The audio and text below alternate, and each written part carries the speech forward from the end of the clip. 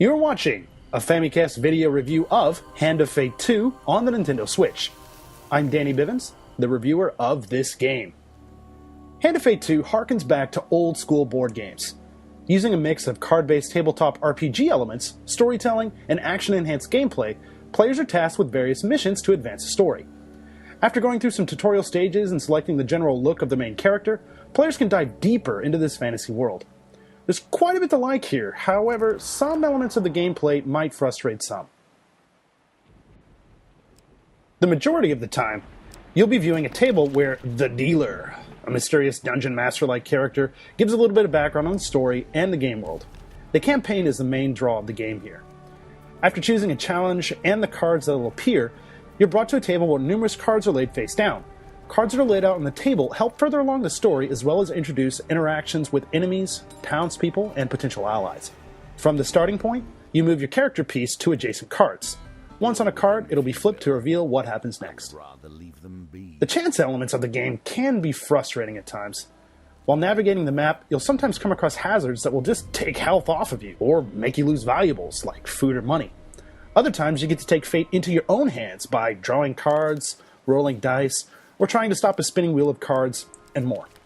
I don't know if it was just me, but I found myself coming up short on a lot of these, more than I thought I would. I really wish I had my bad luck streak just caught on video, but unfortunately I didn't have the capture equipment rolling at the time. While the majority of the game centers around the cards and the story aspects, there are times when you'll fight enemies in real-time combat. Utilizing the equipment in your inventory that you pick up throughout the challenges, you take on your foes in a small arena-like area. Weapon types featured include swords and shield combos, heavy weapons like battle axes, and dual-wielding small weapons. You can use any of these weapons that you like in battle, but it definitely behooves you to choose carefully depending on what enemies you're facing. For example, having dual-wielding weapons against big, burly northern raiders in the game will put you at a bit of a disadvantage. I mean, with these guys being so strong, you can't really hold your ground with the blocks and counters. But at the same time, you're free to play however you want, which is quite nice. The real-time combat gameplay feels really good. There are a lot of visual cues to help players know what kind of attacks are coming at them. If an enemy is coming at you with an attack that you can block, they'll have a temporary green outline around them. If they're coming at you with something that's unblockable, they'll turn red, which will let you know to quickly dodge out of the way. Learning these enemy tells is really important to ensure that you can win in combat. You can also be joined by an NPC character who will give you buffs or help you during combat. The AI isn't great, but it's still cool to have another character on your team. Graphically, Hand of Fate 2 looks pretty good for what it is. The environments look nice and are varied, but are, like I said earlier, a bit on the small side. Doing this allows the game to run pretty smoothly. The character models also have a surprising amount of detail that you usually won't find in a game mainly based around cards.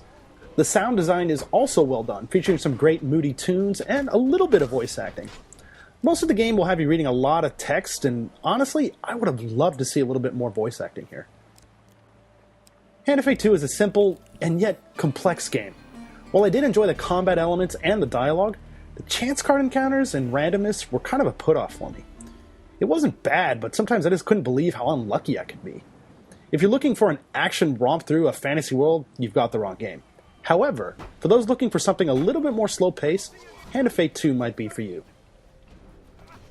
Final score for Hand of Fate 2 on the Switch, 6.5 out of 10. Keep it locked here to the Famicast for more reviews, podcasts, and a whole lot more, and be sure to mash that like button and hit subscribe. Thank you for watching.